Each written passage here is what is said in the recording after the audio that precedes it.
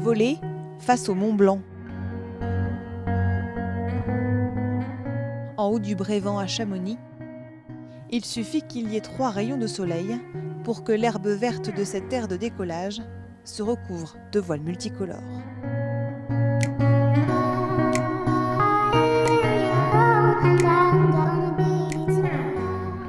Et pour cause, le site est l'un des plus beaux de France.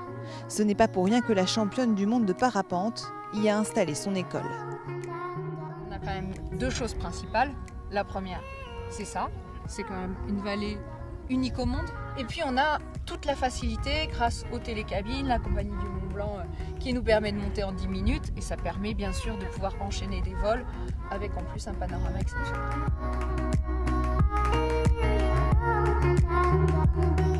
Chaque jour de l'été, des dizaines d'élèves font leur premier pas dans le vide. Aujourd'hui, 16e vol pour Laura. Et on freine tout, on se met debout. Superbe.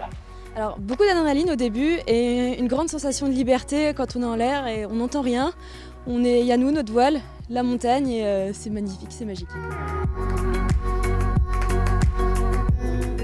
Le site du Brévent attire les parapentistes de la France entière. Nous, on habite dans le Poitou-Charentes, donc après on vole en plaine, donc c'est pas du tout la même forme de vol, mais on vient souvent en vacances, donc là on vole montagne, c'est aussi très sympa, mais à chaque fois il faut qu'on se réhabitue un petit peu aux conditions de la montagne, mais oui, c'est un vrai plaisir.